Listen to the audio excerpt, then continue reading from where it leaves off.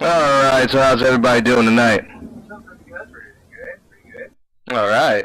And we got our very special guest, Joe Bisaccia. Hey Joe, how's it going? Thank you for joining us tonight. Hey, thank you guys. I appreciate you having me on. Excited to be here. Woo! It's time for the week recap. Alright, so Republicans set a new standard this week by proving they are the party of the real snowflakes by banning these words. And I'm going to use them on air tonight, everybody, so I'm going to use these words. Here they are. Vulnerable, entitlement, diversity, transgender, fetus, evidence-based, and science-based. Yes, such words trigger Republicans and conservatives, but siding with Nazis and child molesters don't. Yes, the party of free speech only thinks that it applies when you're using racial slurs or grabbing a woman by the pussy. Let's see here. Let's see. So they call that good legislation. Wow. Yes, when they do that. So that's the bar they set, and they set a new bar today for the cash out bar for cashing out on a Republican tax scam. Oh man. Yeah. Wow. Just wow. All right. So tonight we're joined by our good buddy Joe Bisaccia. He is a teacher at sorry if I say this wrong, Joe, at Cooley Middle School in Highway Middle. What is it? Cooley? Cooley Middle School and Higley Unified out in Gilbert. Ah, okay. Yep. Well, there you go. He's running for the State House of Representatives out in Legislative District 12, which is Gilbert and Queen Creek. Joe, yes, sir. Thank you for joining us. No problem. Thanks for having me, guys. Exciting times.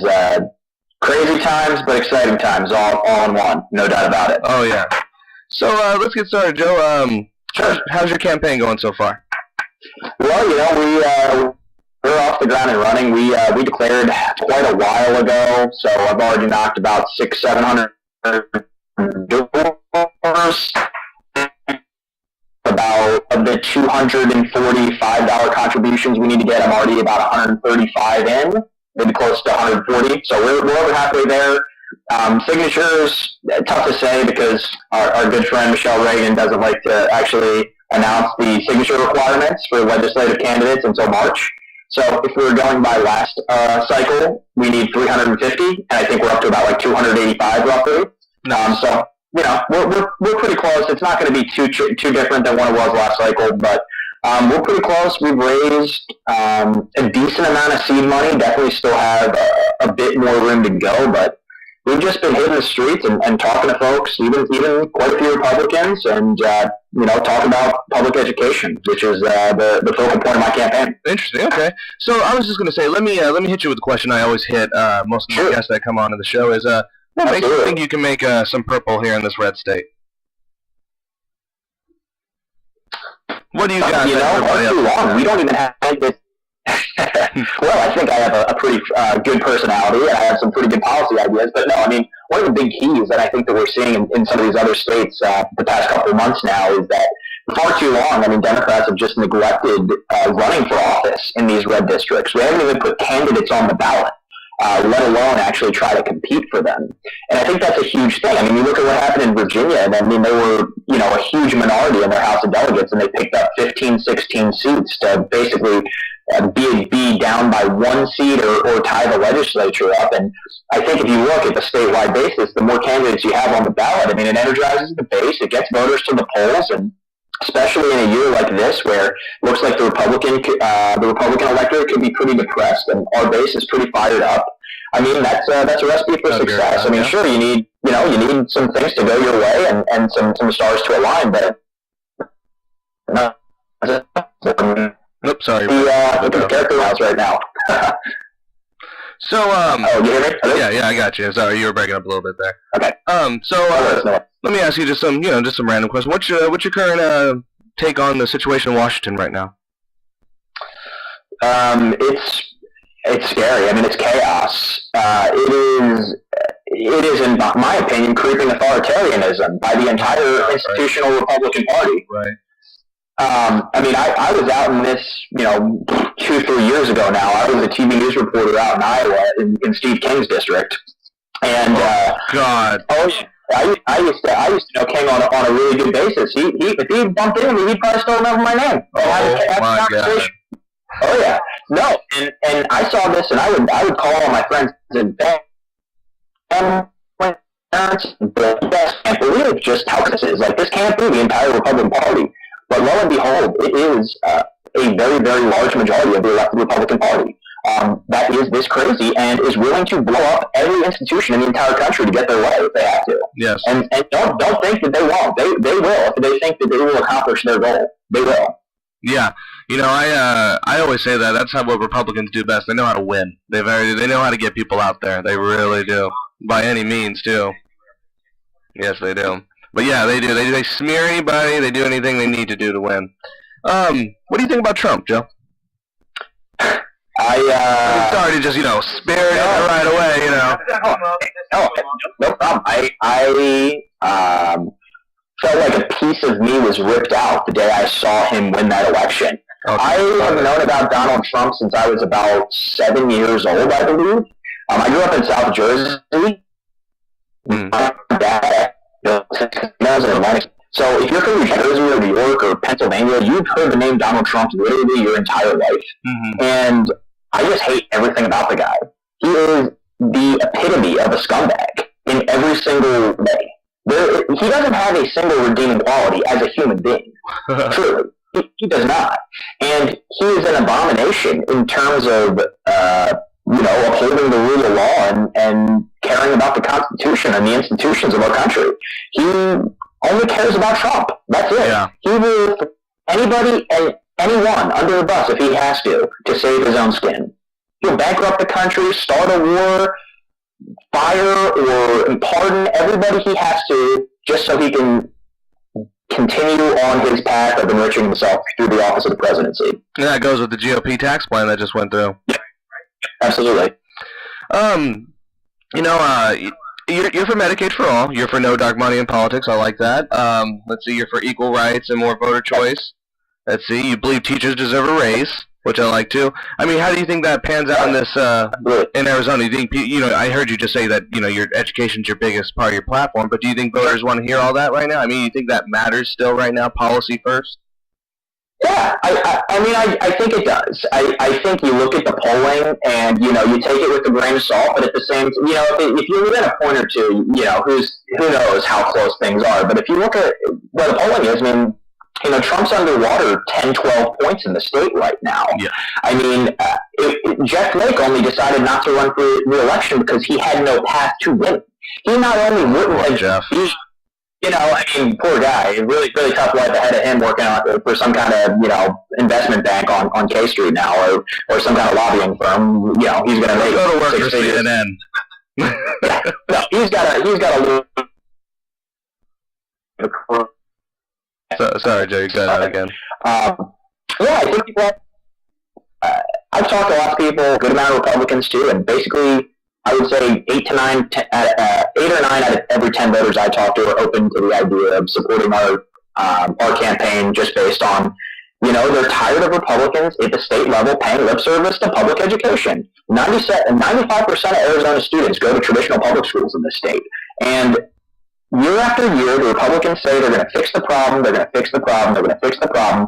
Vote for us, even though we continue to vote against public education, and you'll fix it. And they don't. And people are tired of it. I think that's such a great point you bring up because, I have a lot of conservative friends here. I actually have more conservative friends out here than I do Democratic friends, ironically enough. But what makes me laugh is my conservative friends and the things they talk about to me politically. They talk about, they don't want student debt. They want a higher increase in their wages, and I'm like, then why don't you vote Democrat? Because Republicans don't ever talk about those things, but, it just goes right over their head because it's all about, as I like to call it, football politics right now. Everyone's like, oh, my team, your team right now. It doesn't matter. If my team does it, it's okay. If your team does it, Yeah, no, I think there's so much of that for sure, and I think that people, especially Fox News and conservative right-wing radio, has created this echo chamber bubble. They've created this echo chamber bubble where unless you're in that bubble, basically nothing can pierce through it. And it's a really dangerous dichotomy that we have in this country where we just have, about 35% of the country roughly, and probably closer to 43% of the voting population that just does not subscribe to accepted fact. And how do you get past that? I mean, I don't know. And this is why I left the media myself. I worked for a company. Hold on, Joe. Could you repeat that? Joe, hold on, Joe. Sure, no, Could you repeat? Just you're breaking up a little bit. Yeah, hold on. I worked for a station that was owned by Sinclair Broadcast. Ooh. And and I was just really turned off by the entire process of it. And if you think it's only Fox News and it's only Rush Limbaugh and Sean Hannity, you're sadly mistaken. I mean, this has been a takeover 40 years in the making of every local TV news station, every AM radio station, you name it. It is dominated by conservative, right-wing talking heads. Yep. And nothing can pierce through that bubble. And I don't know how we get past that, but I think that is just going to continue to plague our politics for decades to come until we can somehow, because we essentially are two countries within one. We really are. We are. Nope. Hold on, Joe. I'm losing you again. May not be perfect, but don't. Please repeat that. Yeah, please repeat that, Joe. No, yeah. I was just saying that, we essentially are two different countries in one. And one accepts reason, and the other created its own reason. And Bigfoot. Yeah, and I don't know how we get past that. I still don't have the answer to that, unfortunately. Well, that's the age that we're living in, right? And it's kind of like the Yeah. age of non-facts, pretty much. Yeah. I mean, that was a hashtag at one point. The alternative facts. Everybody thought that Yeah. was funny, but it's true though. No, it's really true. We live in that in both sides of the sense. People want to hear what they want to hear. Politics or no, it's kind of how it is now, and people just adapt to it. So it doesn't really matter anymore. Yeah, it's really scary, man. I mean, you read a book like from Sinclair Lewis. It can't happen here. It's so eerie how much the Republican Party does operate like that. I mean, it really does operate like a creepy cult. I mean, truly, it does. It really is. The evangelicals, they used to say they were the most moral in the country. Now they're turning into be the most immoral in the country. Morally bankrupt. It's how did that happen? Really bankrupt. Yeah, it is crazy the world we live in. I mean, we talk about that a lot on the show. I mean, we made a segment about the mediocrity, how much Trump actually gets away with. It's almost hilarious. It's like, could you imagine if Obama or Clinton or even one of the Bushes did what he did? I mean, Bush was dumb. Don't get me wrong. I mean, Bush was dumb. He was a bad president. He didn't even do a fraction of what. No, I mean, they didn't let him fire from the hip. You know what I mean? We had 8 years of Bush, by the way, and in that 8 years, he's done a lot of stupid things. A lot. Oh yeah. You cannot argue that Trump, with only in 1 year, has divided this country so much to the fact where people. Are having how many riots have we had this year alone? How many senseless shootings? Many sides. Whoa! Hey! We may have had a lot of terrorist attacks here in America, but don't forget we just thwarted an attack in Russia. Yes. I don't see why more people are not outraged about that. Of all the attacks going on in this country right now, he was able to help Putin stop a terrorist attack in Russia by sharing intelligence information. Russia, aka Yeah. USA Junior. I mean, isn't it kind of astounding that the Republican Party, that Ronald Reagan, whom I don't have a lot of good things to say about, but he definitely played a role in the collapse of the Soviet Union. There is no in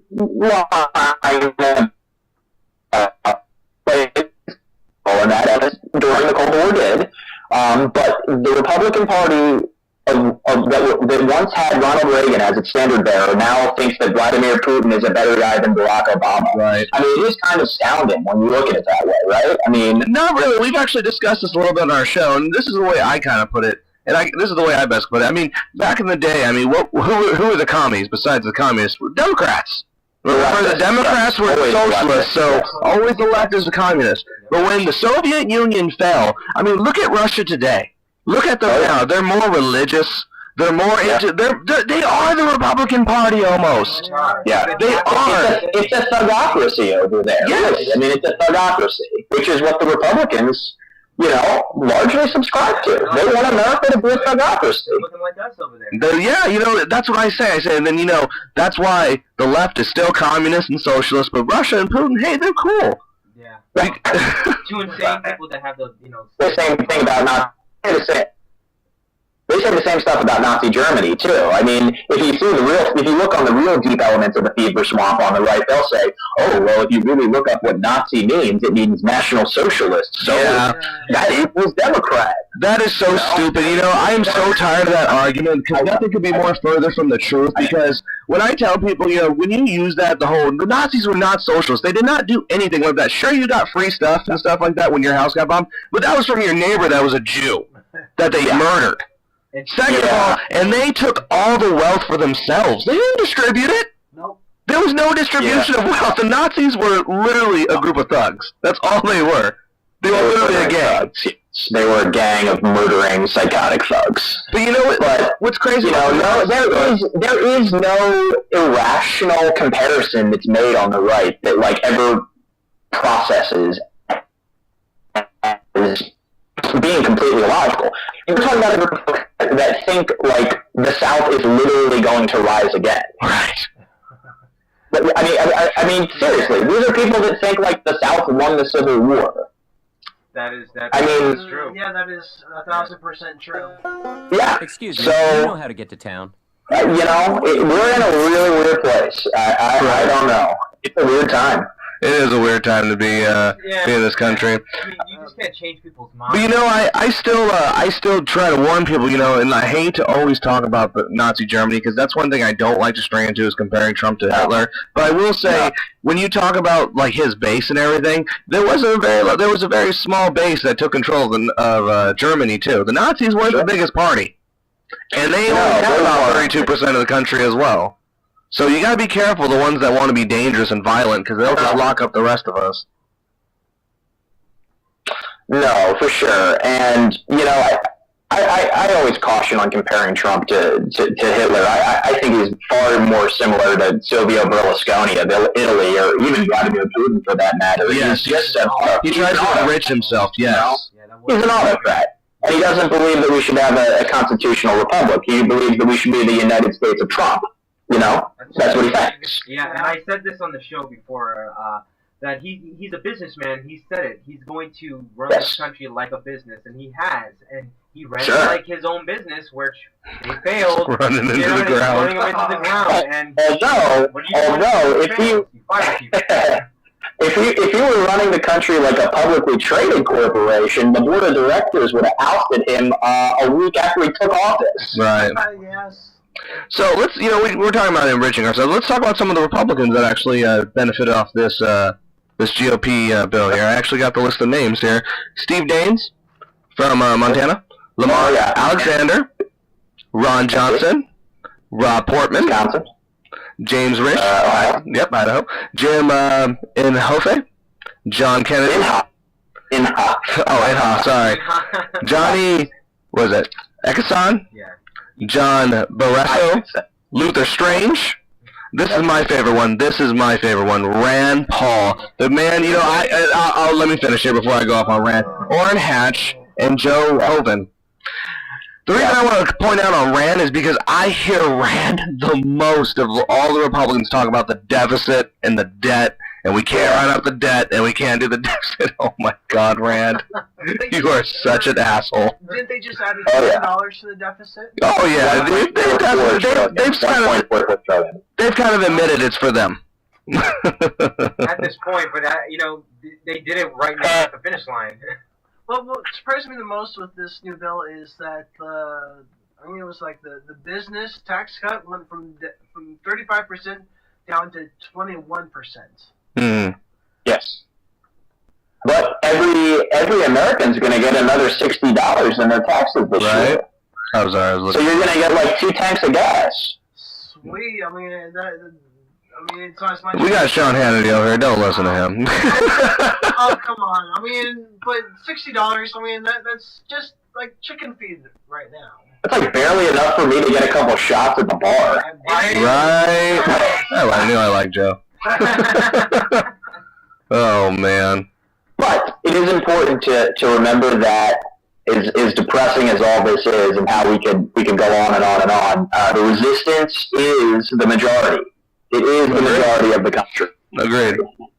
But let me ask you something, Joe, before we move on a little bit here. This is a kind of a question I've been Sure. I want to ask you, though. Because we were talking about you don't know how to get past the voters in certain aspects. And this, we saw this in Alabama, and I kind of want to bounce this off of a current politician.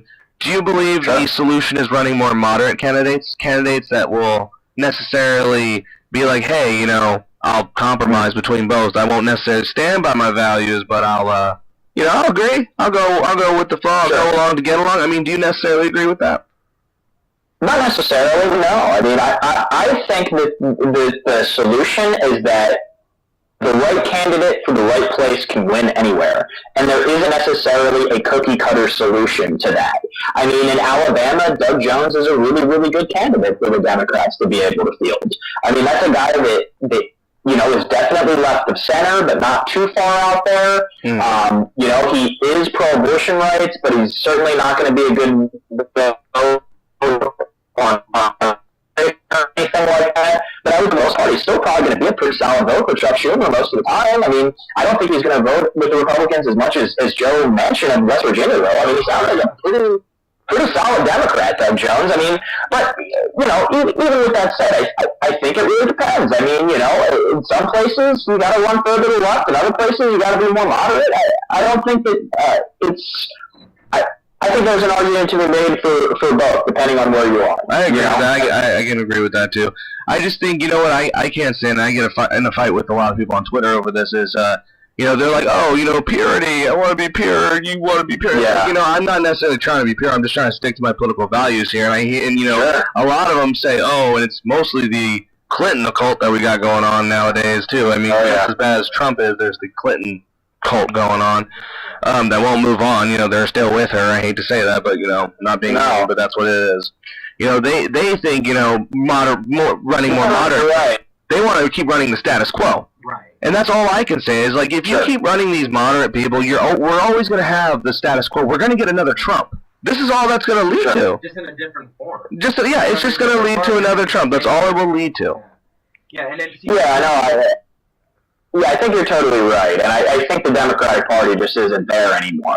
I think to be a successful Democrat running for the office of the presidency, at least, you probably got to be in that sweet spot where Obama was, which is, in between where Bill Clinton and Bernie Sanders was, which is pretty solidly in the center left, I mean, that's where you got to be. That's that sweet spot. And you can't have any of the baggage of the Clintons either, Absolutely. So... That's very true. Yeah. So let me ask you, Joe. I mean, because you sound like a pretty tell how it is kind of guy here, and we like that here on the Minutemen. So, do you think Clinton was a good candidate?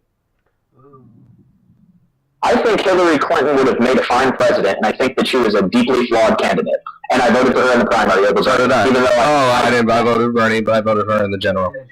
Yeah. No, I think that she would have been a good president, but she probably also would have been impeached by now. Yeah. Oh, yeah, absolutely. I agree. What we got to remember is, even if she would have won, we still would have had a Republican House and a Republican Senate. Yeah. Oh, yeah, they said, Jason Chaffetz said they had impeachment proceedings already waiting for. They were ready to rock. They were ready to go for her. So they would have it would have been the same year, just in a different sense of not Twitter anything, and it would have just been travesty after travesty. You would have heard more email stories, and it would have just been CNN every day would be about 10,000 more emails that were found. Yeah, just email. Oh my God. Every day, yeah. It would have been email countdown. Every single day there would be a little panel on CNN. Every freaking time an email was found, they'd be counting it up. We got 2 more emails today, guys. Good God. Those emails, by the way, if you actually read any of them, were like the least rotten and most boring emails you could ever read. There was nothing intriguing about her emails whatsoever. I'm actually happy you bring that up. I've never really spoken about this too much on air or in my listeners. I've actually read the emails too, and when I actually talk to people about them, people are like, "Oh, the emails," and I go, "What about those emails?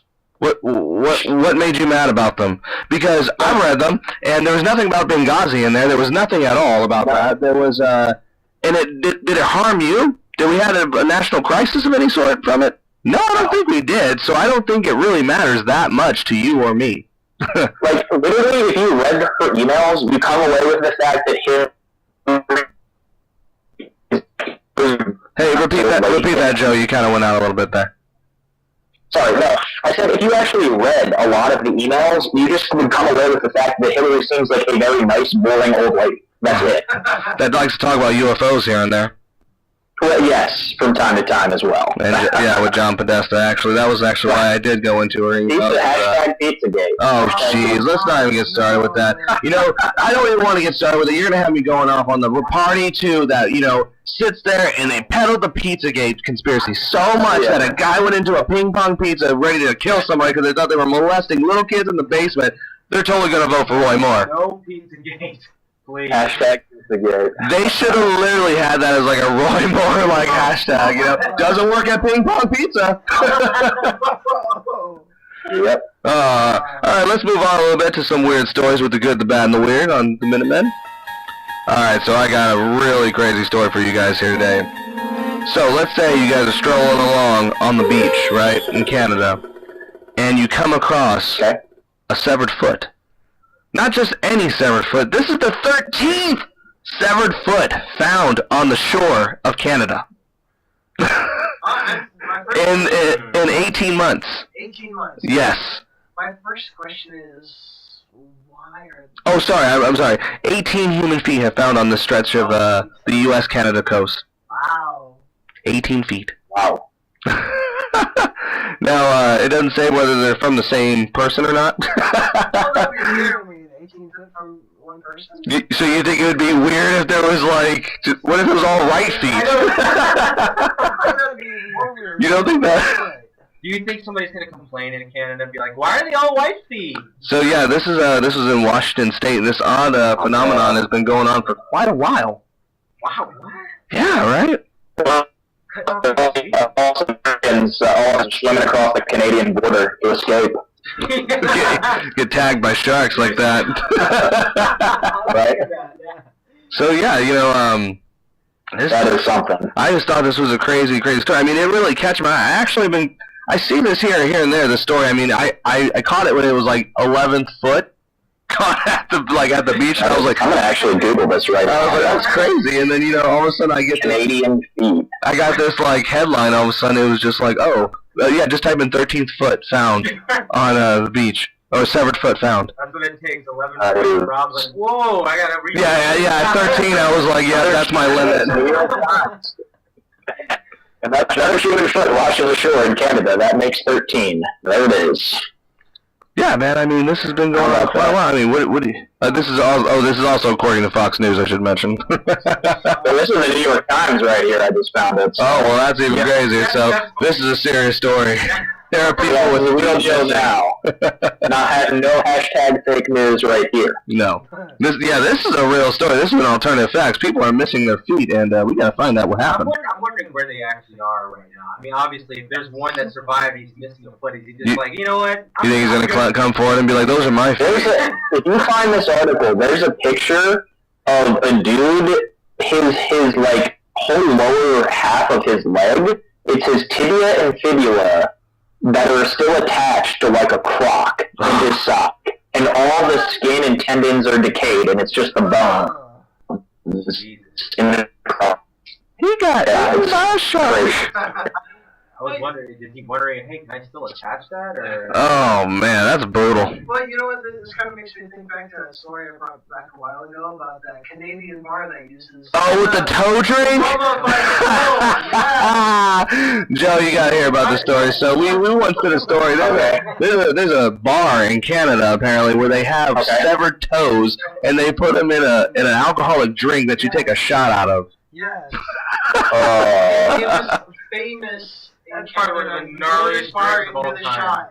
The toe, actually has to hit your lips. It has to hit your lips in order to do this. And Yeah. It has to touch your lips. It has to touch your lips. Jesus. Right? My God. Would you, let's just, for the voters, would you drink a toe drink? I'm going to take a hard left swipe on that one, guys. All right. So, in other news here, other weird news, Marak monkeys, are also known as snow monkeys, are getting sexual gratification for wild deer, and scientists aren't completely sure why. There's been viral videos going around showing adolescent female snow monkeys mounting Sika deers in sexual manner. A team of researchers has been investigating the behavior, and their findings have been published in the Archive of Sexual Behavior. I didn't know there was such a thing. Wow, I learned that. That's like the Turkey Federation we found out on Thanksgiving. That's so crazy. That is weird. Right? But So, again, national phenomena like that happen, I mean, what is it? Only like us and dolphins? I thought it was that. Well, there's dolphins and us, and I think elephants have sex for pleasure, and now like these monkeys. That's actually pretty interesting. But I think is it evolution? Or are these monkeys just frustrated? Oh yeah, I was gonna just say the male monkey's like, well, what the hell, There's a shortage of women here. I don't know, Joe. I mean, what do you think about it? You think those monkeys are just doing it with whatever they can, anything that's not nailed down, or is it just more like evolution? I mean, that's a question that probably is best served for an evolutionary biologist, not a small time. I hear you. Yeah, the monkeys want their privacy, man. Like, I hear you. They're out there trying to get like everybody else.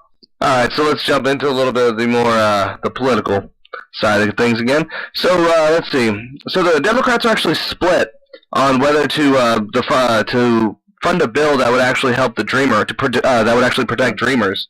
So I want to actually get everyone's opinion on this. I mean, I actually bring this up because I was actually again when I was talking about the running moderate candidates and running candidates that don't stick to the word. This is a prime example of what I say is the purity test right here. This is what I'm talking about. Is an example of people that go out and campaign for minorities, as they say, the Democratic Party, and then they do this thing. Then they're split over, funding a bill that protects dreamers. I mean, Joe, yeah. I want to hear from your listeners. The things you say, you're going to stick to them, right? You're going to stick to those guns, right? I'm and I'm certainly not done by any politicians. I've been in this fight since I was 20 now, and I've just turned 27, so I'm already going gray from this, basically.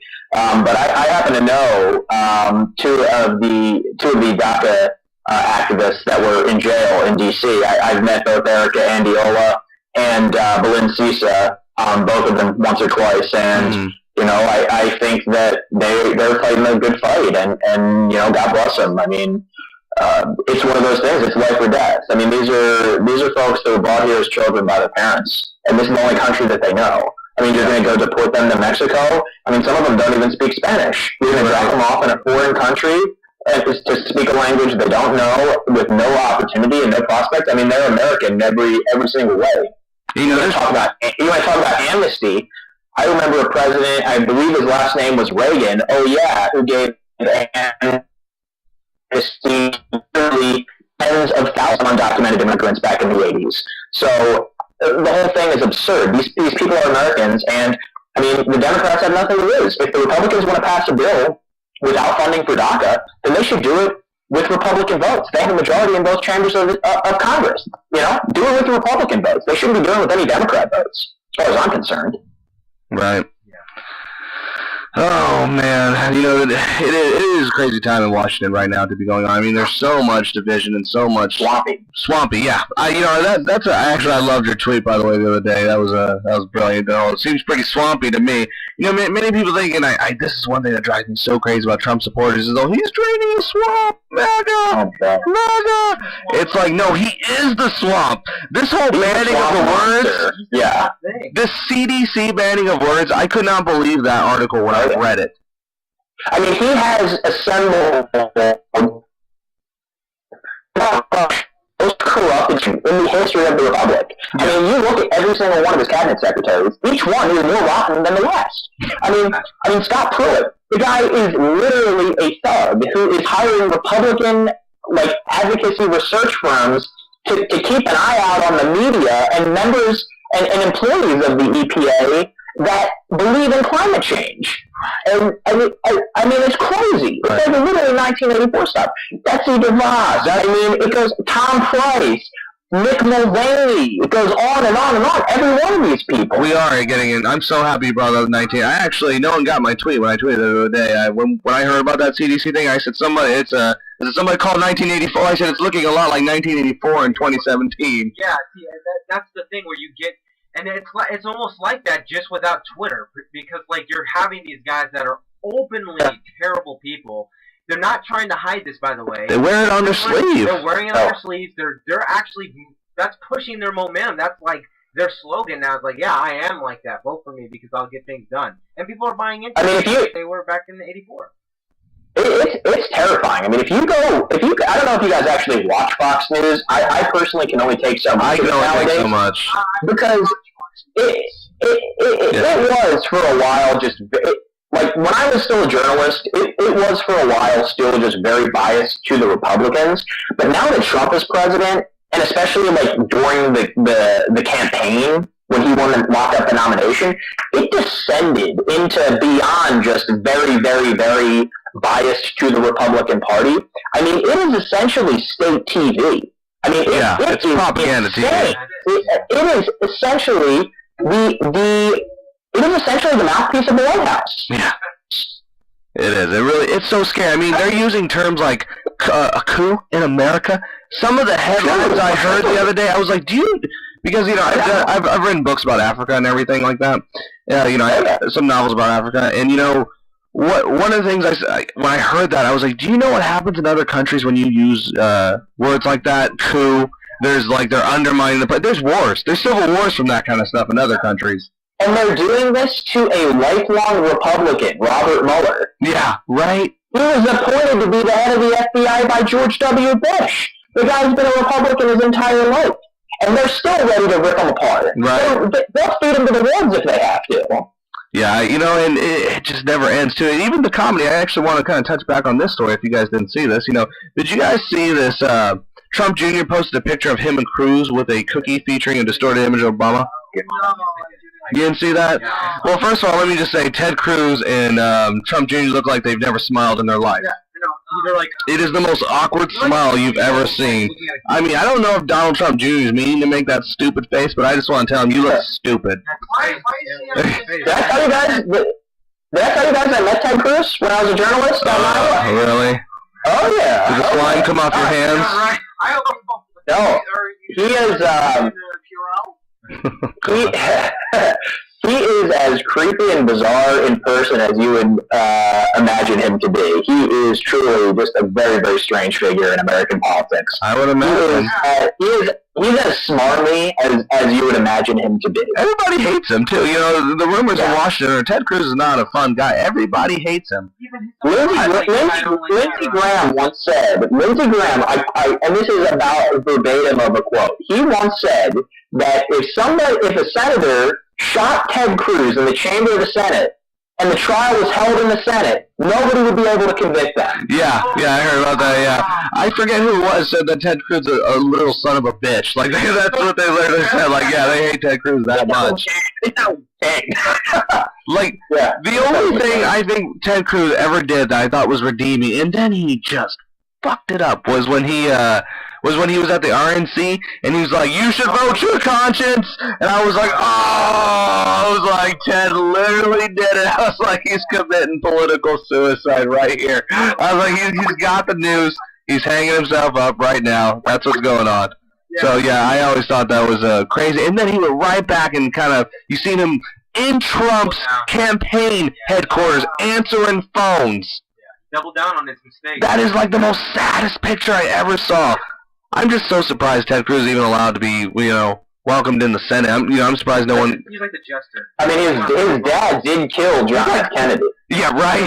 He's like Pigpen. Every time he comes around, everyone's like, "Oh, dude." I mean, if I was a senator, I'd be like, "Ted, who let you back in here?" I swear to God, yeah. Oh God.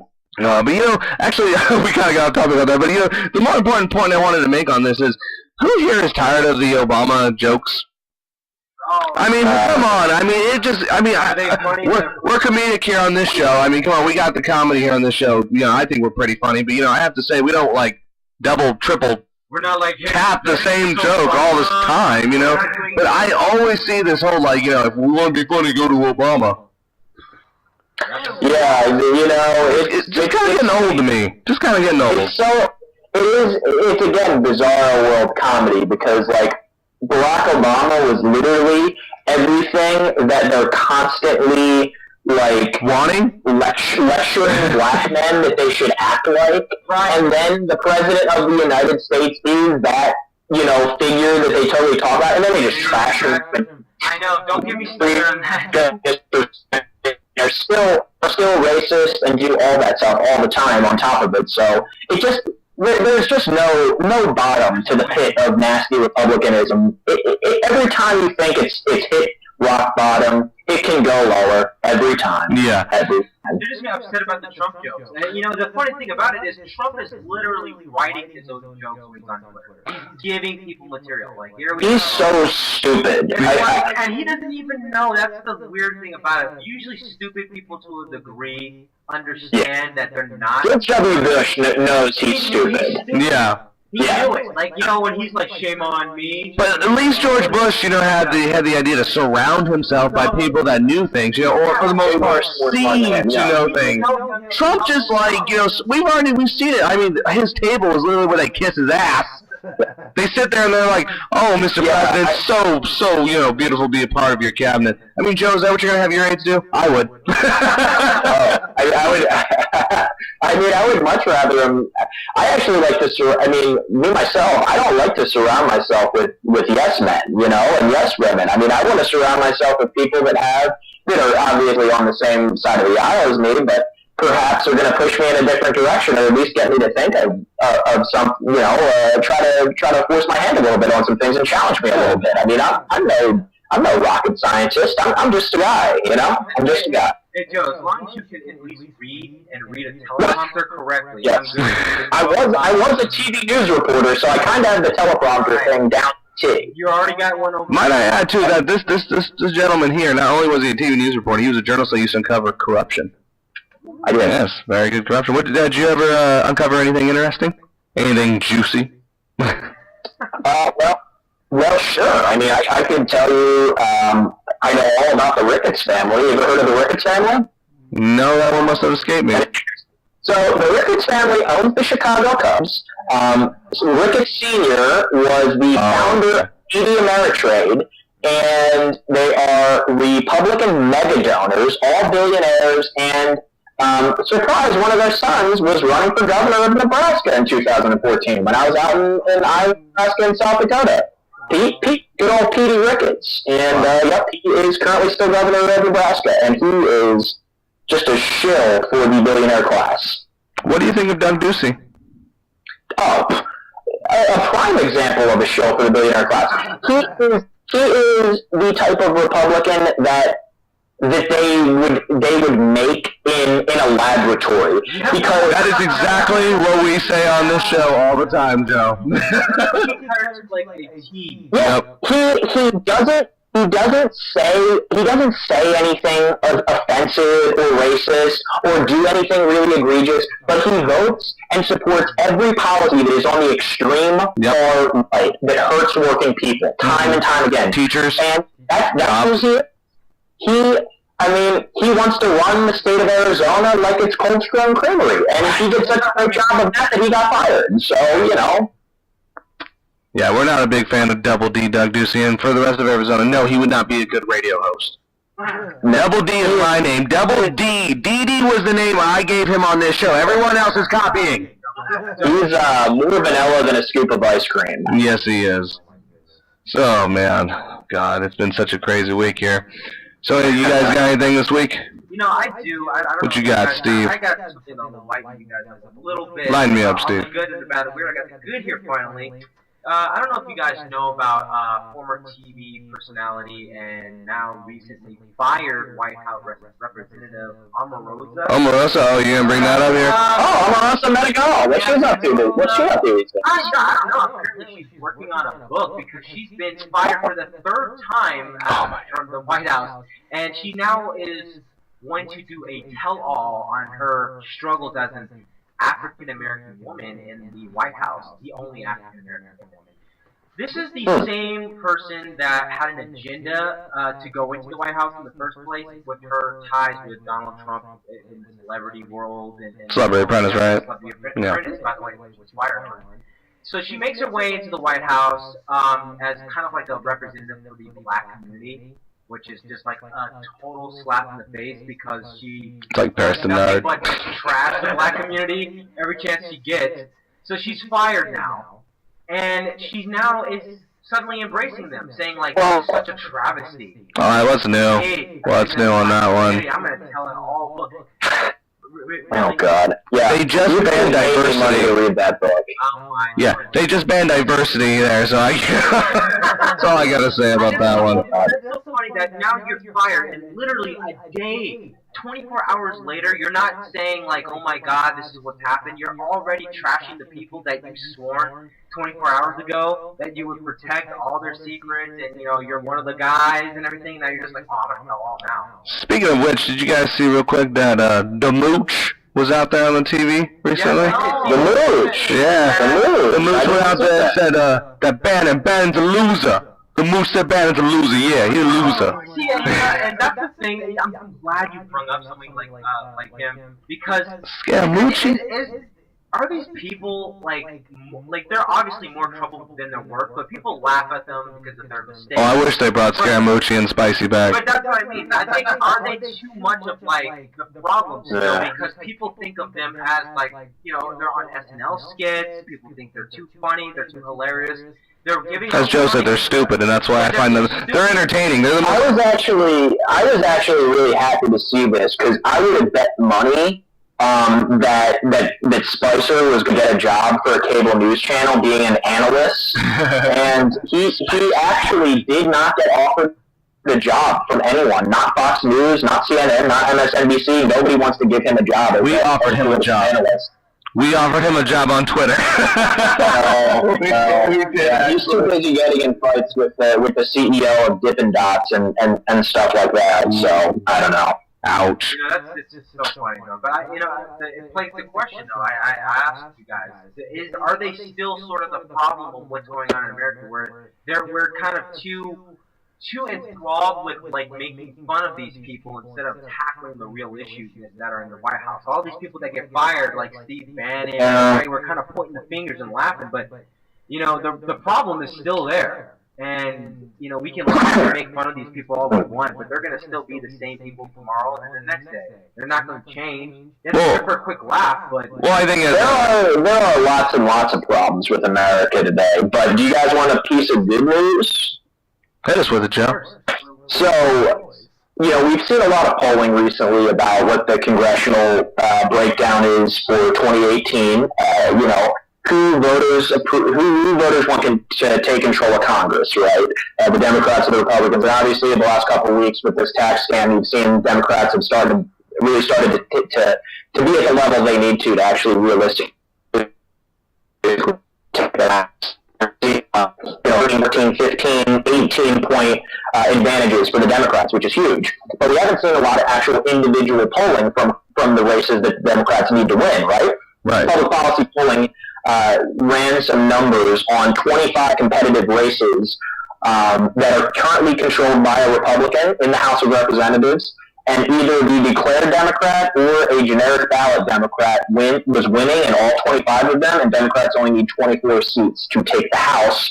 And there are also another 11 seats that are controlled by Republicans that the Democrat was within like 5 points of, sometimes even 3 or 1 or 2. With that being said, Joe, I actually, I wanted to ask you a question. We're actually planning to do a show on it here.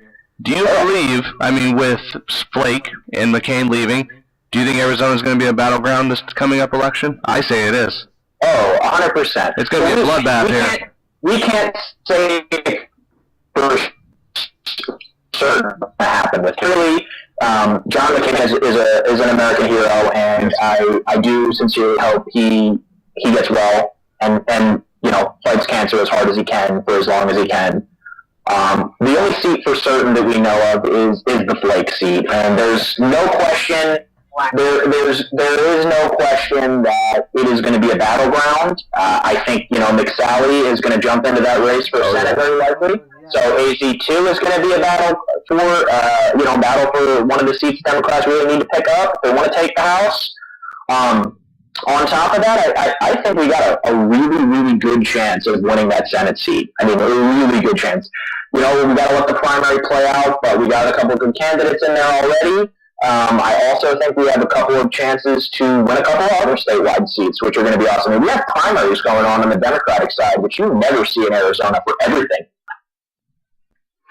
I mean, showed this by 3 declared candidates on the Democratic side. So, I mean, this is good stuff. I think, a buddy of mine, David Shapira, I don't know if you guys know who he is, I'm sure you do, who's running for superintendent of public instruction. I think that he has a tremendous shot to win a statewide office this cycle. Beating Ducey is going to be a tough sled, but if the national environment is right, I think we might even have a shot to take him out. And he's about 34% in approval, I believe it is. I mean, he might actually have bumped up a little bit because I know I can't remember exactly what he did. He didn't support the first Obamacare repeal. I know that. And that the last time I looked, which was, mind you, probably about 3 or 4 months ago, his approval rating was like 44%. And his disapproval was like 38%. So I don't know if that's like flipped now, but... Yeah, it's probably flipped now because I know he's done something on the political spectrum that's given him a few bumps from where he was. He's just a political hack. No, he is. He really is. He doesn't have a single personal belief about anything except what his overlords tell him to do. Exactly. I mean, did you actually hear the? He hates teachers. He hates teachers. Oh yeah. So it's a personal. Oh yeah. We've done a whole bit on this, like how he campaigns to be the candidate of teachers, and he does exactly the opposite. We've just another Republican paying lip service to it. Yep. We've reported the numbers on here. I don't have them in front of me, but it's pretty astounding how much he's actually cut to education when you round it up. I mean, it's in the tens of thousands. I mean, it's hundreds of thousands. Actually, it's crazy. I mean, Arizona is essentially ground zero for the Republican fantasy dream of privatized public education. Yes, we are behind that. If you look at the results, it is pretty terrifying for what that would mean for the entire country. Yep. We're talking about basically private companies which get public monies, and you pay more to have them operate and get poor results. Yeah, you get poor results, yeah. Students, charters, and, basically subsidizing rich people that can already afford to send their kids to private school. You're getting teachers that are getting paid a lot of times less than they could as a bartender. We're talking about really, really, really ugly stuff here. Some bartenders on the side. Yes, I know.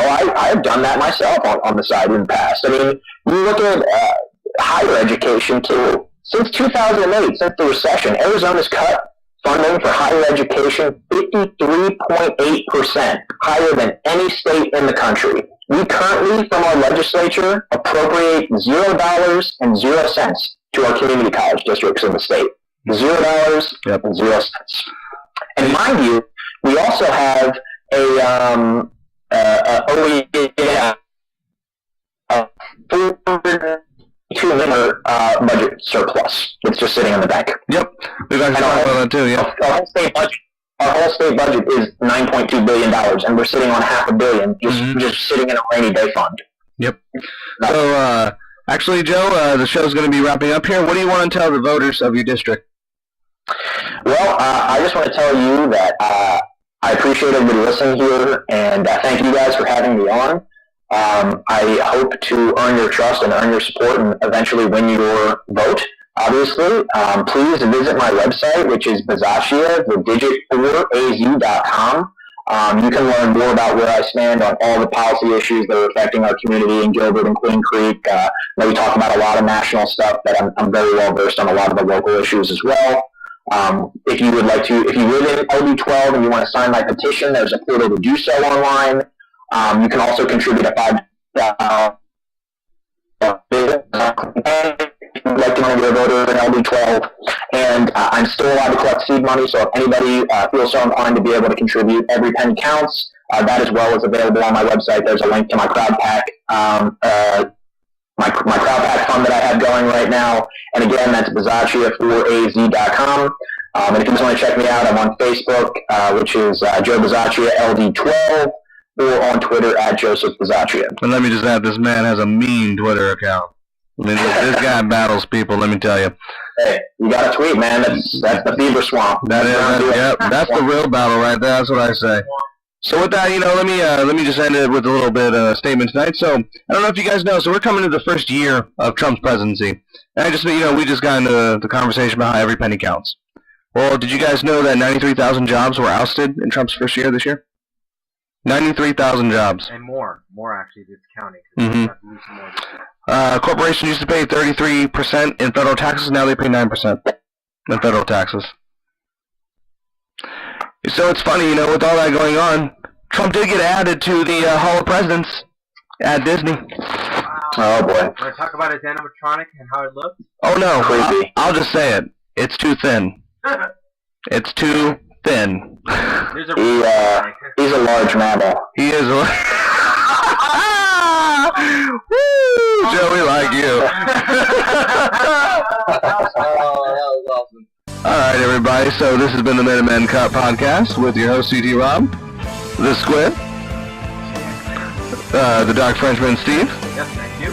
And Joe Bisaccia. Thank you guys for having me. It was a lot of fun. You guys have a great night.